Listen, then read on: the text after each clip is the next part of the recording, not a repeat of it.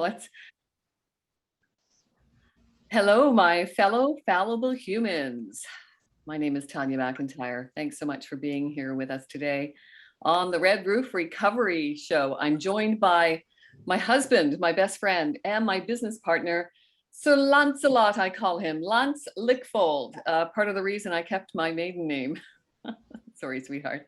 Back in 2020, Lance and I created Red Roof Recovery. It's a revolutionary approach to addiction recovery. And of course, the pandemic, the COVID-19 pandemic slowed things down for us.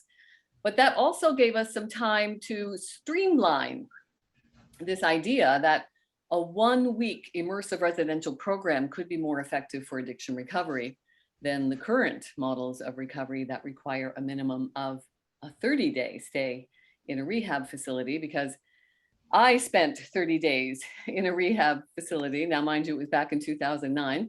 I attended 12-step meetings of Alcoholics Anonymous and Narcotics Anonymous for the next 8 or so years. And I was relapsing every year or so. And I was also going to a lot of funerals for my peers who were not returning from their relapses. And I knew instinctively that it was just going to be a matter of time before I didn't return from one of my relapses. And then I went on to search for an alternative program of recovery. And the pickings were slim in 2018 when I did this search. There were a few available, but the one that resonated with me was something called SMART. SMART is an acronym for Self-Management and Recovery Training. It's an evidence-based program. It's based on cognitive behavioral therapies. And I've been a facilitator with SMART since 2018. And I'm happy to say I've remained abstinent since that time. So it's definitely something that's working for me and something that I'm very passionate about sharing. So passionate, in fact, that a Red Roof Recovery was founded on what has worked for me. And that's a combination of cognitive therapies, mindfulness practices, and the hundreds of other tools of recovery that are available to choose from. Because what I've learned in my years of recovery work is that the key to recovery is to find something that works for you and then grab on with both hands and do more of it. If you've listened to me for any length of time, you know I'm a big fan of Dr. David Burns of feelinggood.com. He's an American psychiatrist and considered by some to be a pioneer in the development of cognitive therapies. I think the grandfather of CBT, cognitive behavior therapy. Albert Ellis was one of Dr. David Burns's teachers in the United States. And what Dr. Burns has done since all of his training, as he's taken CBT to another level with something called team therapy, TEAM therapy, and that is also part of the Red Roof Recovery Program. What I love about science is that it's always evolving, which is why science-based solutions make sense to me when it comes to solving this very complex condition of addiction. I recently had a chat with the founding president of SMART. His name is Dr. Joe Gerstein, and he said the 3 crucial components of recovery from addiction: number 1, motivation; number 2, motivation; and number 3, motivation. So we're talking today on the Red Roof Recovery Show exactly what is motivation. So motivation is going to be different for everyone. Everything is subjective. We're all different. Our addictions will be different, and how we recover will be different. For me, my motivation comes from having a persistent willingness to exert consistent efforts to help myself. What do you think, Lancelot? So what brought you to that point, that where you were motivated? Well, I think for me, what started out for me, as you know, because you lived with me for more than 30 years now through my addictions and lapses and relapses. And in 2009, when I checked myself into that 30-day rehab in Seville, just outside of Seville, Spain, thankfully, the director of that program was very open-minded, very spiritual. Even though the program was a 12-step model of recovery, he had an open mind to the hundreds of tools that are available in recovery and life, to manage life and recovery. And he gave me a book by someone called Louise Hay, who I hadn't heard about until that time, but I had since learned that Louise Hay was one of the self-help gurus from the 60s and 70s. She was a pioneer in the development of self-help programs and workshops for people who were being discriminated against in the 70s and 80s, specifically people who were labeled homosexual and were afflicted by the AIDS epidemic, and that is the autoimmune disorder that seemed to be affecting the population of homosexuals more than anyone. And there was a huge backlash to that, huge discrimination against that group, that segment of the population. And Louise Hay, with her friend, I believe it was Marianne Williamson, they started a movement to reach out to these people who were being ostracized by society, to invite them into programs and workshops where they could learn how to love themselves and to accept society for what it is, fallible. We're all fallible humans. There is absolutely nothing we can do to change the opinions of others, except learn how to exert the power that we do have. There is great power in knowing, Lance, as you've said to me many times, and I quote you, there's great power in knowing that the only thing we can control in life is ourselves. And that took me a long time to accept. And it took me a long time to learn how to love myself, because in Louise Hay's book that I was given by this director of the rehab program in 2009, I think it was called You Can Heal Your Life, something like that. But she spoke to me. You know, they say when the student is ready, the teacher appears. And certainly Louise was the teacher I needed to appear in my life right then. I just grabbed on to that book with both hands.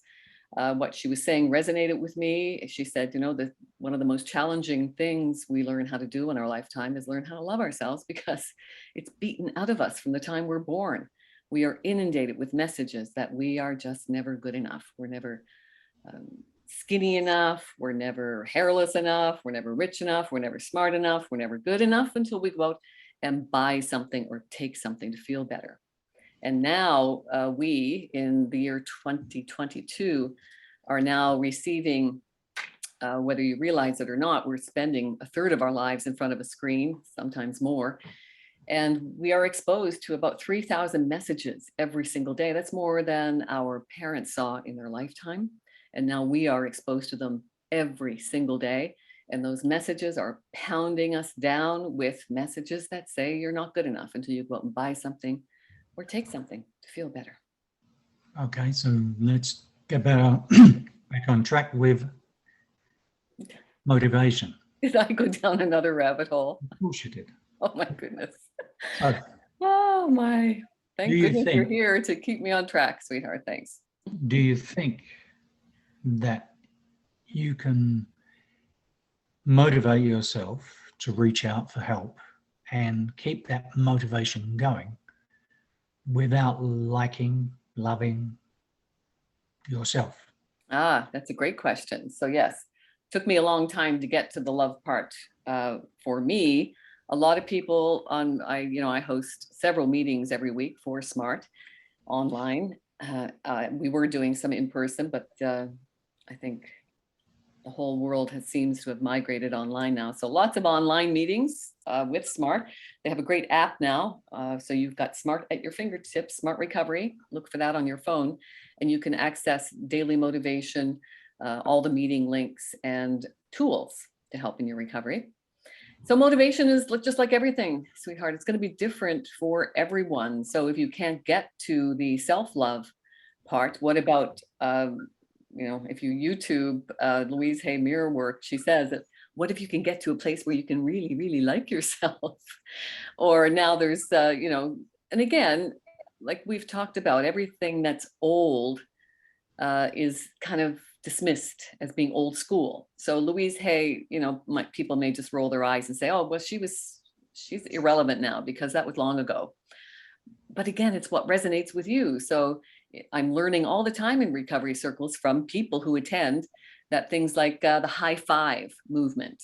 So if you want to pass by a mirror and give yourself a high five or a thumbs up, you got this, you're doing well. whatever works for you, whatever's going to get you a place where you feel worthy of making that persistent, having that persistent willingness to exert consistent efforts to help yourself, whatever it takes to get you there. Whether it's going to be looking in the mirror, So what giving you were yourself a saying high is five. that you definitely have to get to the point where you think you're worth it.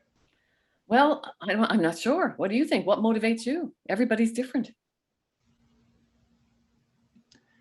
Motivates me. Well, as you know, I'm a perfectionist. So if I start something, I have to finish it, and I have to do it to the best that I can do. And I find it hard to walk away when you say that's enough. And you know, the internal mechanism I have now is the cost benefit analysis that I do inside. How much longer is it going to take me to get to that little point where it's a little bit more perfect than it was? And is that time worth that little bit of that? Is that little bit of effort worth all that much time for the result?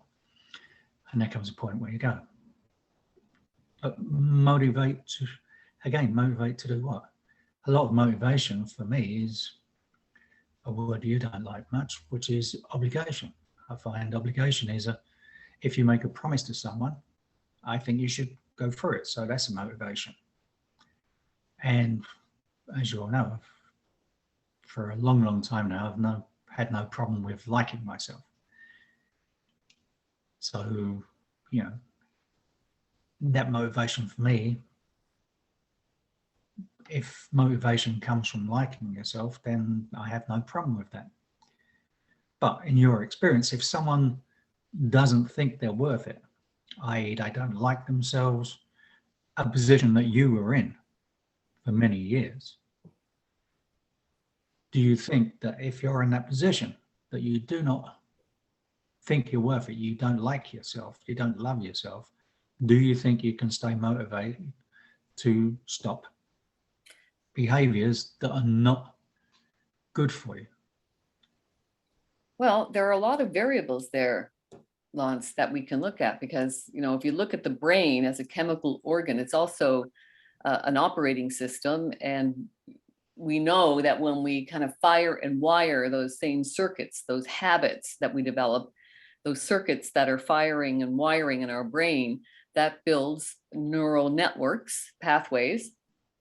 So cognitive therapies, in my experience, and they don't work for everybody, right? There might be something happening with that chemical mix that's swirling around in our brain, which operates on about 80 different chemicals. We only talk about the 4 main ones that seem to be trendy in certain circles. Is the serotonin, the oxytocin, the endorphins, which are known as painkillers, and dopamine, that dopamine reward axis we talk about with addictions and that connection.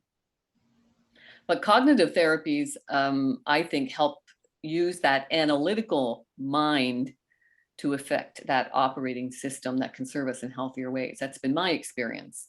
Okay. So things like affirmations, for instance, you know, in my bathroom, the first thing I'm greeted with every day, all affirmation messages, you know, I love you, you're worth it, you can do it, you got this, you're beautiful. You know, people kind of roll their eyes at that sometimes and say, ah, do those really work? I don't know. Yeah.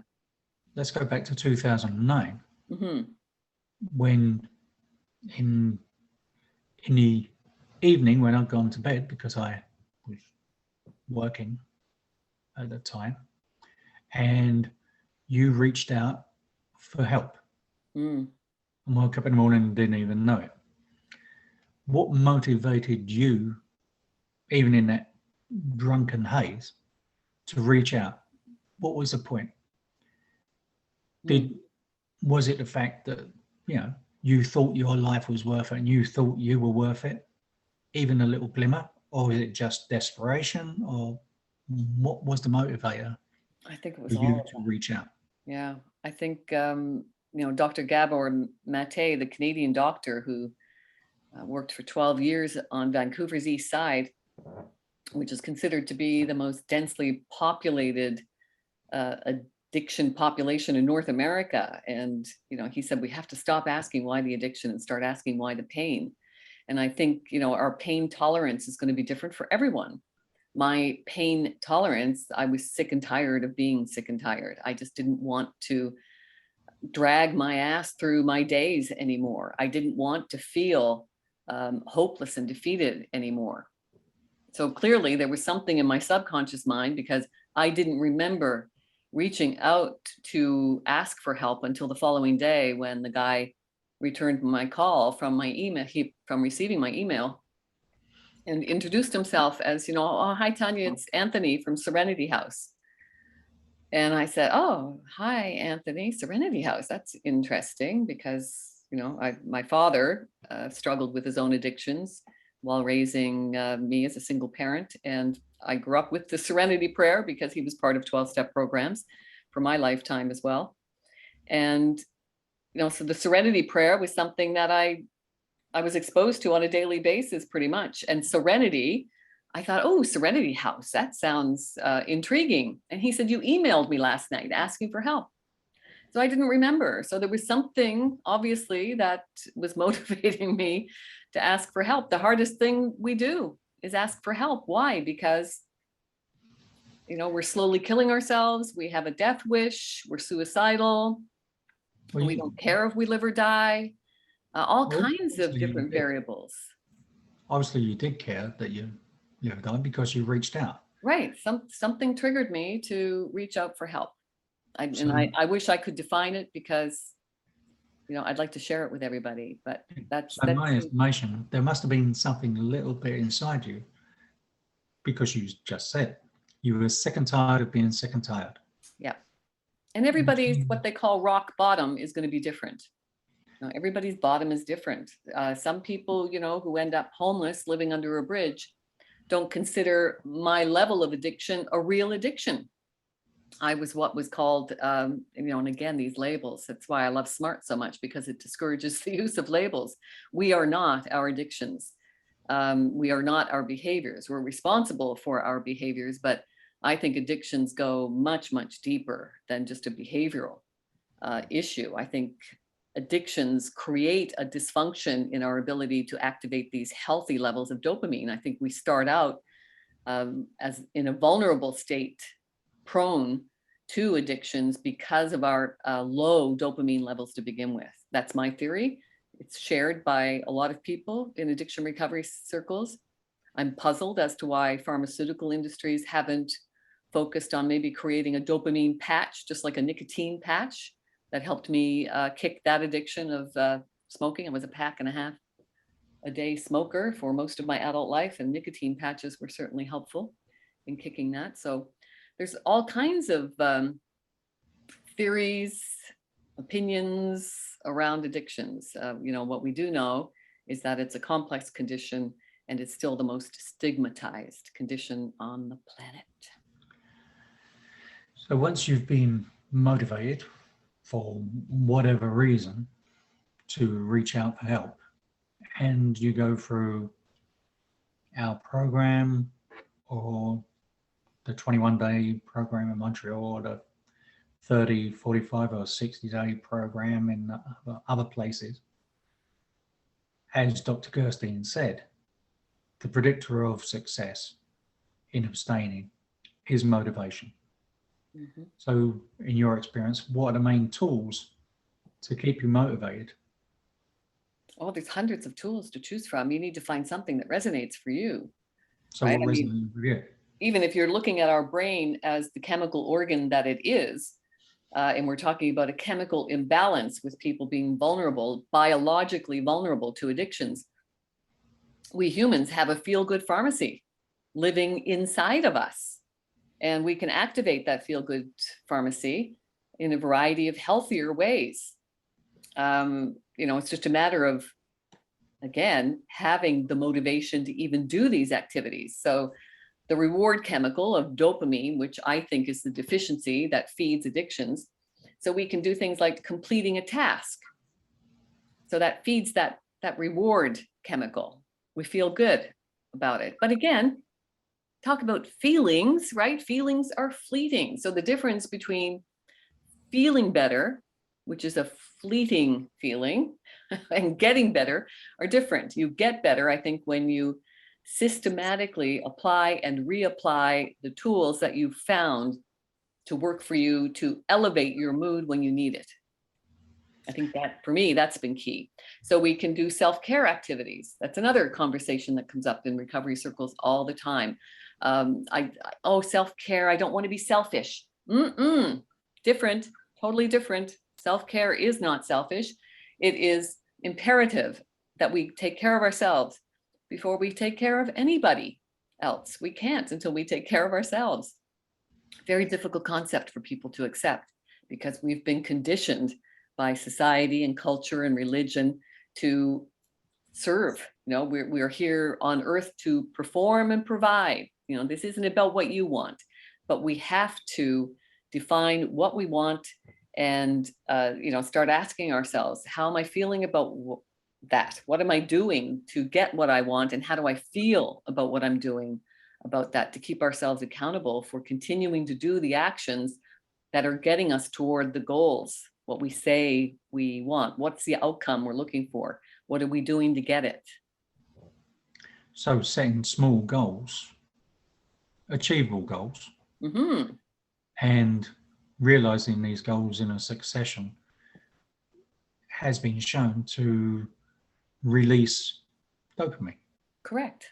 Yeah, absolutely. And The actions. But again, when you're dealing with people with, plummeting dopamine levels, sometimes they don't even have the energy to get out of bed, let alone hold down a job. So, how do you motivate somebody to do little tasks? Like the little task, the goal of the day might be just to get out of bed and have a shower. Then you'll get a hit of dopamine. Right. If you've set that goal. Some stuff I've been reading and watching talks about how what happens to dopamine is if you set a goal to reach some point, some goal, be it physical or mental, emotional, when you reach that goal, you get a certain amount of dopamine that is released. What the dopamine gets transferred into is epinephrine, which is adrenaline, which gives you a little spark of energy. And if at that moment or at that period of time you set another goal, the mechanism gives you the energy to reach that next goal, which then will release another hit of dopamine, which gets put into epinephrine, which gives you the energy to go. So you're getting your little shot of, but these are, should we put it, not the exaggerated highs that you get from your addictions. Right. So again, it's retraining our brain to function at normal levels of dopamine because we've been spiking them so high through addictions for so long. It's a retraining process, right? So to activate, for instance, serotonin, which is known as the mood stabilizer. So, addiction is also called a mood disorder because it certainly is, because of our inability to regulate dopamine in a healthy way.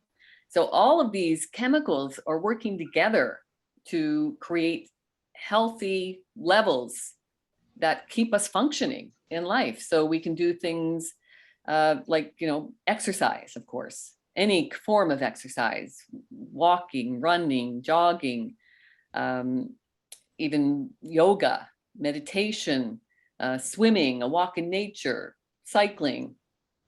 All of those activities create healthy chemicals in our brain.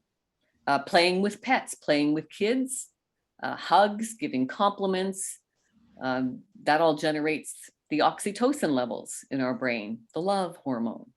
And then we've got endorphins, which are commonly referred to as the painkillers in life. So we can activate endorphins with things like laughing, watching a comedy, activating our senses with things like essential oils, good food, Again, exercise on all levels is good for us. And dark chocolate has been known to activate some happy chemicals. They certainly do in me. So find what works for you, I think is key, right? Because we're all different animals and different things are going to work differently for us. So do you think you can, from your experience, train your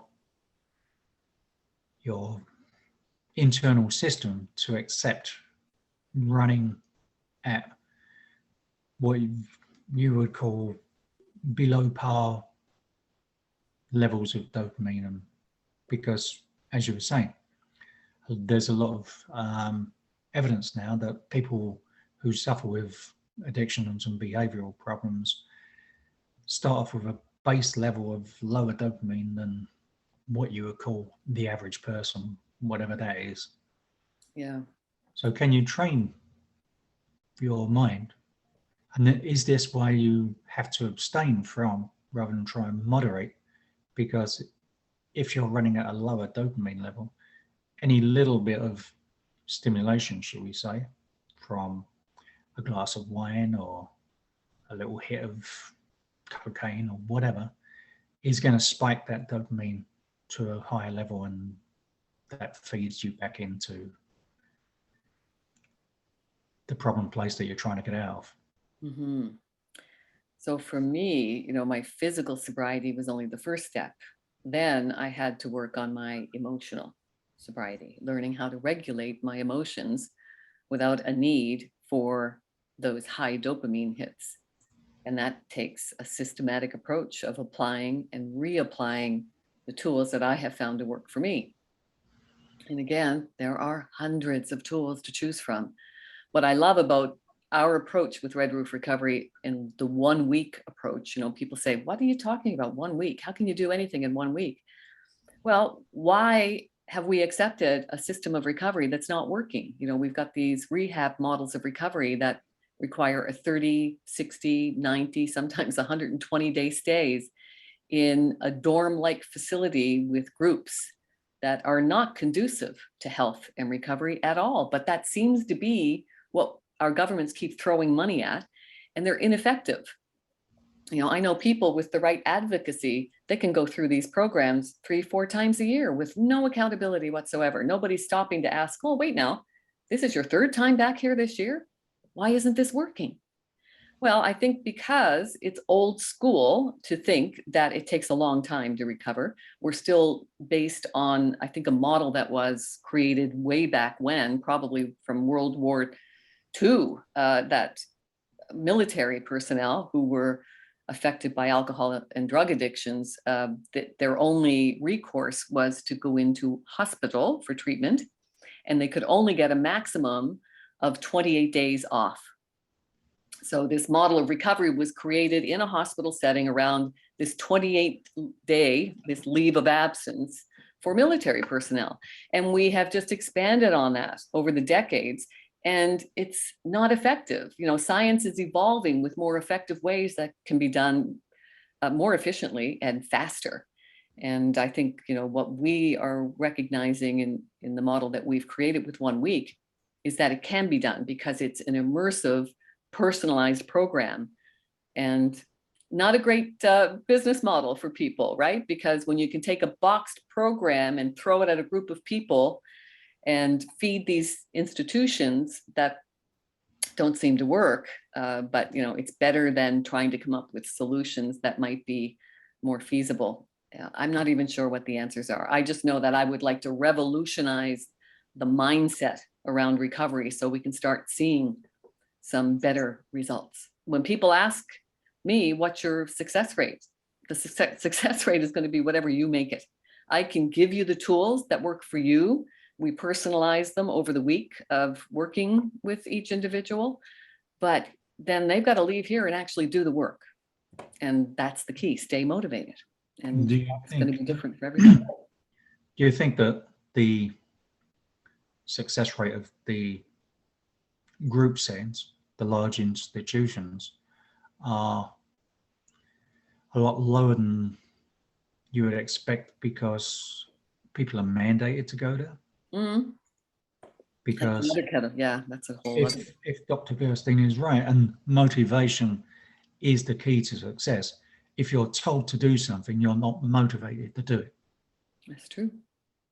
Absolutely. If you're So mandated to do it, we've got lots of people coming onto smart meetings and they need verification forms after the meeting because they've either been ordered to a program, to attend a program legally or professionally by their employer or by the courts. You're right. Have I ever seen success in that approach? I have not personally ever seen success in that approach. Interventions don't work. If you're not doing it for yourself, chances are it's not going to work. So basically the government are, or institutions are saying you have to do this because they have to be seen to be doing something. I suppose. And what's available, right? Where do you send people? Right? It's like we've got all of these things cropping up. It's a multi-billion-dollar industry now. And it's an approach that is just not working. It's got to be an individualized approach. People need to be willing to spend the time with one person at a time for an immersive, exhaustive process of lots and lots of empathy, getting to the root of the problem. Like Dr. Gabor Mate says, stop asking why the addiction, start asking why the pain. You got to get to the root of the pain. You can't bury a worm. That worm will work its way up eventually and come into the surface. So the work that we do is just helping to get those worms to the surface sooner than later, pivoting about what approach is going to work best for the individual, and then intense immersion for that week. And I think it works. I think it works primarily because it's a good course, but also because the people that come are motivated to help cure themselves. Mm-hmm. Because, as I've said before, we or anyone else cannot cure someone else of an addiction or a behavior. It's not like having, I don't know, a bacterial infection or a fungal infection that you go to the doctor and they give you a medication and the medication cures that ailment. And then an addiction or a behavioral isn't that type of thing. The only person that can make you better, for the bad word, but is you. Mm-hmm. You doing the work, you doing. So if we opened up Red Roof Recovery as a franchise and we've got a whole bunch of people and the government started mandating that people had to come to this course, do you think that there'd be more or less people walking away with the motivation to help themselves rather than the people that come and are already motivated? Well, I think we've experienced in the last couple of years that mandates are not an effective way to approach anything. Oh, sweetheart. I don't know what are the answers. I don't know. It's going to be different for everybody. I know people who have gone into 30-day rehab programs and they've loved it. So it depends on what kind of environment you want. We become the company we keep. For me, going into a group setting, having to share a room with one or two people for 30 days and going to group meetings with a boxed program being presented to the whole group with very little opportunity for one-on-one synergies, that wouldn't work for me. And it didn't work for me. It was a good foundation, but the 8 years I spent in 12-step meetings, I was relapsing every year or two, which is why I went in search for something that could sustain me in my recovery and possibly offer an alternative to others who had these similar experience with 12 steps that just wasn't working for them. So that's my approach, and I'm glad that you jumped on my bandwagon with me, sweetheart. Thank you. So after this discussion, what we've come to the realization is that you need to be motivated. You need to continue to be motivated, but that motivation is different for everyone.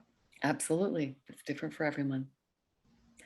And just activating the feel-good chemicals at that pharmacy that we have living inside us is a great way to start. So it's adopting, I should say, the airplane analogy.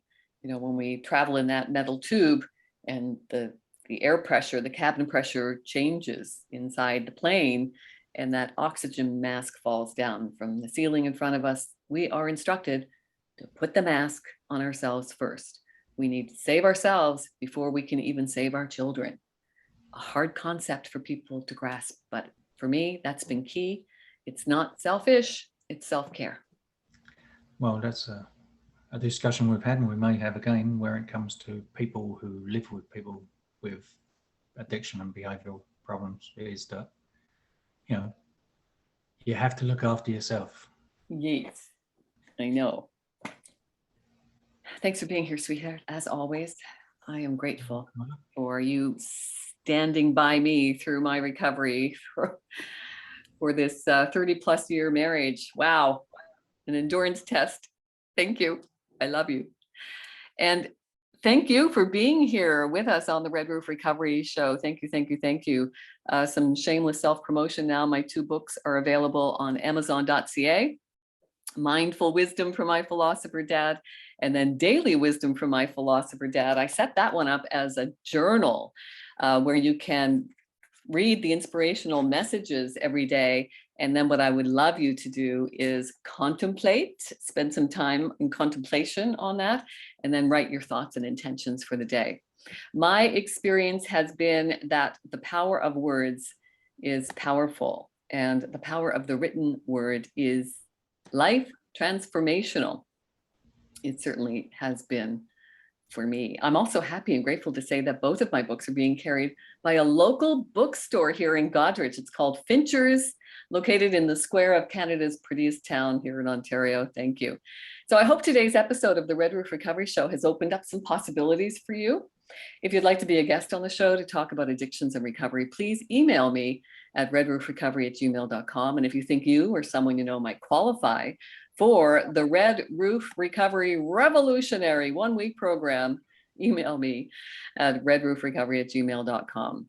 My wish for you is to always live fully, laugh often, love always, stay positive.